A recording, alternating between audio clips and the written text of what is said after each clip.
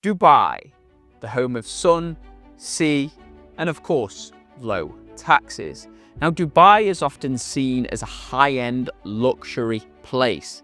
You will see 7-star hotels, you will see yachts, you will see all sorts going on in Dubai, supercars, high-end watches, etc. Now, if you're sitting there in the UK like I once was, and you're looking at Dubai, you're thinking, wow, this looks like an expensive place. However, is that true?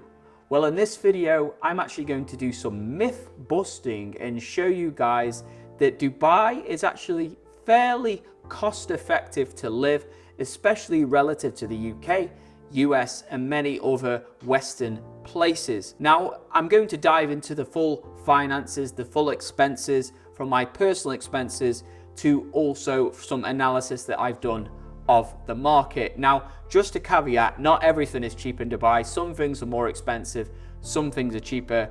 So let's dive into all those types of expenses which you might face, and then you can really equate how much better off you would be in Dubai, or if actually it might not make sense for you.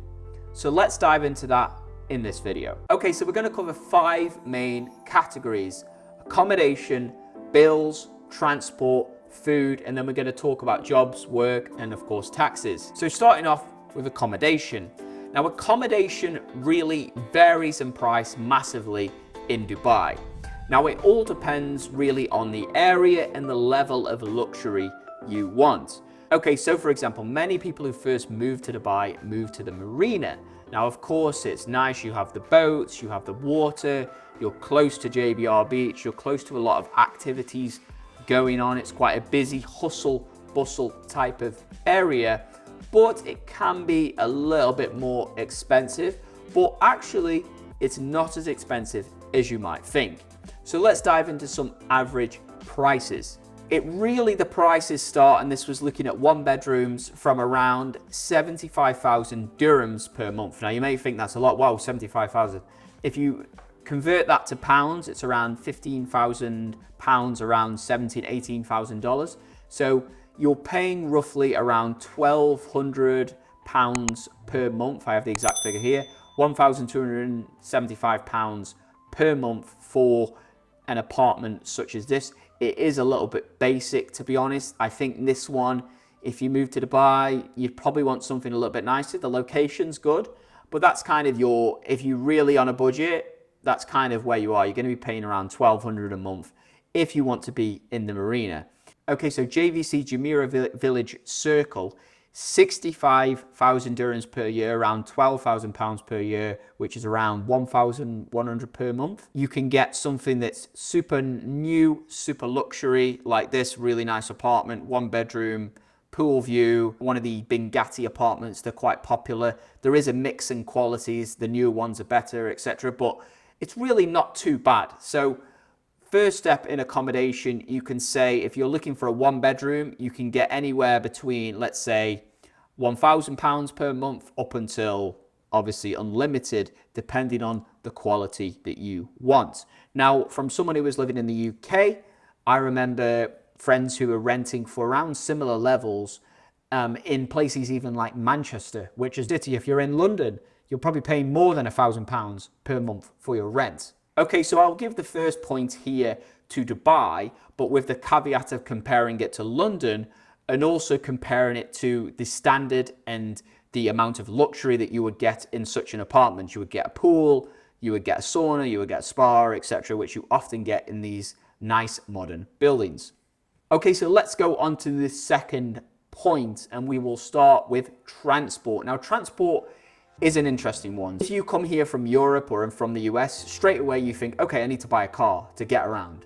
And it's a common idea. However, really, you don't need a car. To be honest, I don't use a car and I'm perfectly fine. I commute to the office, I commute to different places, I travel to different places. I don't use a car. Now, the reason is Dubai has a fantastic taxi service, all powered by the Careem app, which is basically a super app. They were acquired by Uber, so think of them like Uber, but with everything. You can order food, You can order cars, of course. You can order cleaners. You can order massages, whatever you want. You can order through the super app. So highly recommend if you move to Dubai, download the Careem app. With transport, for example, if I'm traveling, let's say a 15-minute journey in terms of traffic, which is very bad in Dubai, that will cost me only around 60 dirhams or 50 dirhams, which is between £5 and £6 in British pounds, let's say €7, $8. So the taxi system in the UAE, in Dubai, is cheaper than the UK. Hands down, it's much cheaper, it's more efficient, it's faster, there's more options, etc., etc., etc. So many benefits. The only negative is Dubai has terrible traffic, so you want to be careful which time you're traveling.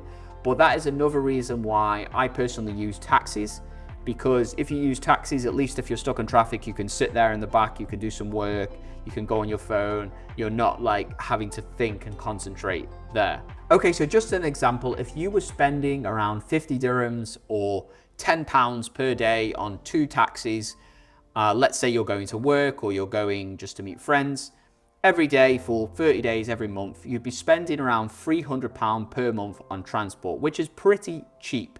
Now, there's also a lot of car rental out here, so if you do need a car rental, let me know. Drop me a message, happy to help out. I know a few people doing that.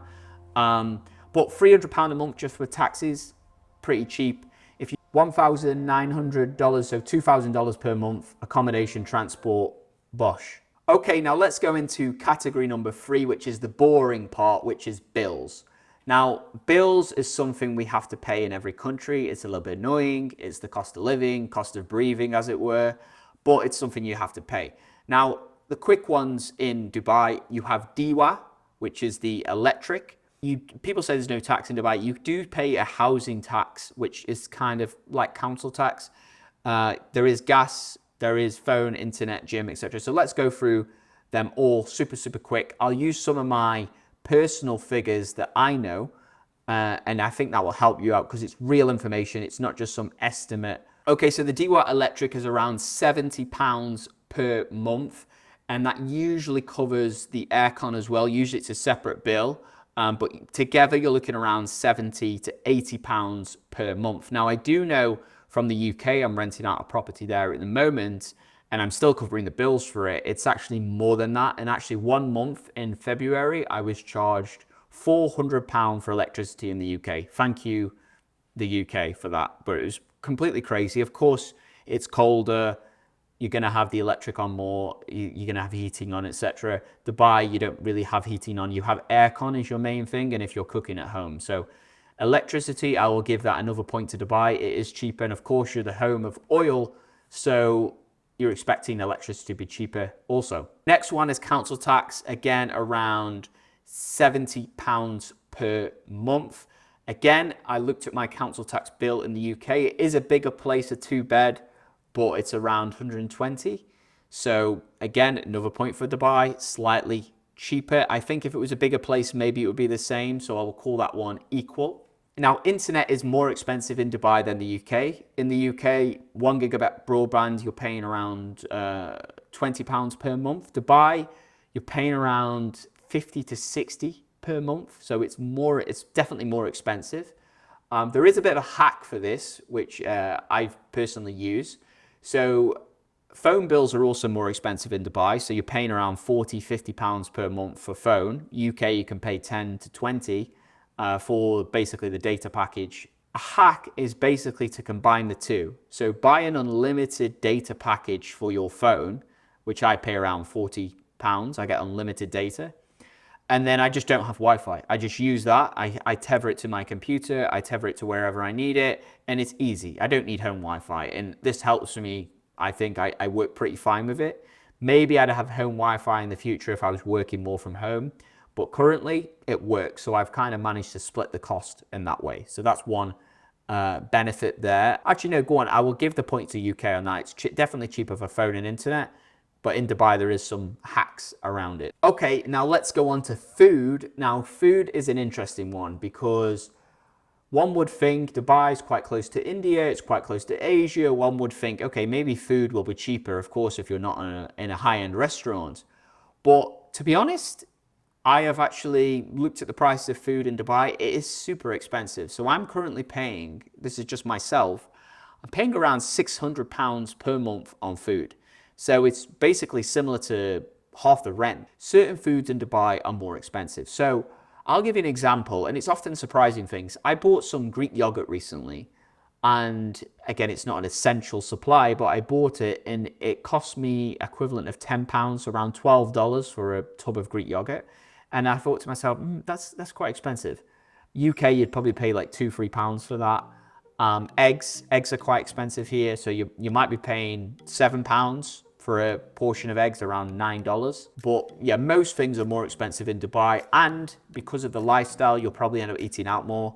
The takeaway food via Careem app and others is much better than the UK in terms of speed, in terms of cost. So sometimes in Dubai, it's actually cheaper to eat out than eat in.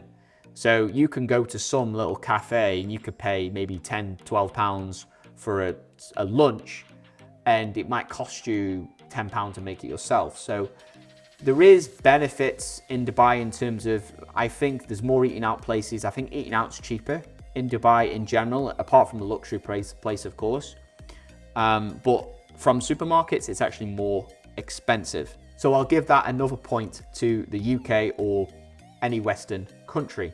Okay, so let's talk gyms. I often get comments on this channel, oh, what do you do for your workout and stuff like this, even though it's an investing channel. But yeah, I'm really into gym, I'm really into fitness. Gyms are more expensive in Dubai. So UK, I remember I used to be a member at JD Gym. We had a sauna, great equipment, easy, low friction, great gym. £20, £25 per month, pretty cheap. You have Pure Gym, you have a lot of gyms in the UK, fairly reasonable price.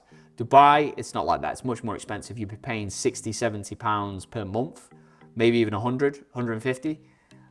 So it can be a lot. Again, I have got a couple of hacks for this. When you're looking for a building to rent, look for one with a really great gym, because many buildings have great gyms. Some of them have old gyms, but if you're really into the gym and you really want to, maybe, I don't know if you want to save cost or convenience, look for a modern building with a nice gym that you can picture yourself using regularly, and that could save you some cost. Okay, so let's talk about job and work opportunities. Now, I've actually looked at the stats and data on this. So in the UK, hands down, there is way more jobs in London. Way more jobs, high paying jobs. There's way more around, definitely in London. Places like Manchester, other cities, they were great during pandemic when there was more remote work. But now, majority of high paying jobs are concentrated in the London area. So there's definitely more in London, but then the negative is you have to live in London, which is not a great place to live. You've got high crime, high cost of living, etc. So that's just so you know, in terms of the quantity, there's more quantity, of course, in the UK, better culture. And a lot of places, I would say, in the UK, maybe it's because of the supply and demand situation. UK's got a lot of positives there. Of course, the big negative is you're paying a bucket load of tax in the UK and other European and Western countries. So UK, you're paying, initially around 20%, then it goes up to 40%. So yeah, it's taking a serious amount of your income. I actually have some stats on this. I can add to a clip from my other video, which talks through basically the calculations of what you would be paying in the UK in terms of tax. Most people don't realize it. They call it hidden tax, but you've got national insurance, you've got your income tax, and the taxes just make it pretty crazy. Okay, so hopping into this calculator here, this is on a site called hedgealpha.ai. So you can pick the number of bedrooms, you pick your area, let's say JVC, and let's say you use a taxi, let's say you eat out, you go, let's say, mid-range restaurants, you go beach club once a month, which costs around, 250, which is around £50, which is usually standard stuff just to relax in Dubai, especially in the summer when it's too hot. Dubai, it says, is 16% cheaper than the UK for lifestyle, which sounds roughly right. So the accommodation's a little bit cheaper on the estimates. Similar prices, depends on the location. But overall, let's look at it, break it down. Okay, so accommodation, I will give that point to Dubai compared to London. Hands down, Dubai wins. Transport, I will give that cost to Dubai in terms of cheaper. Bills, I will say Dubai is cheaper, also for bills. Job opportunities, I will say there's more in the UK, so I'll give that point to the UK. But then we come down to the tax, which is the big one. And to be honest, if you're probably paying 30 to 40, maybe even 50, 60,000 pounds per year in tax, higher cost of living in Dubai for things like food or things like internet and gym and stuff like this, it balances out a lot. So really, from the pure tax saving you can get from moving UK to Dubai, that will cover your accommodation. And so really you have to balance it like that. And then it's up to your personal self and discipline if you want to get sucked into renting a yacht every week and going high-end restaurants every week, which is up to you. Sometimes you might want to do that, you might not. Obviously have fun, which is part of life. But hopefully that gives you guys a good overview. If you are thinking about moving to Dubai and you want help, or you don't want to move to Dubai but you want to set up maybe a business out here, you want to travel in between and save on tax, then I'll leave an email below for a partner of mine which helps with company setup. So feel free, drop an email below. Also, any comments, questions on this video. Is there anything that you think is much cheaper in the UK or more expensive in Dubai? Or yeah, comment below, and hope you found this helpful. Comment below also what you want to see more of. With that being said, have a great rest of your day, guys. See you in the next video. We'll be right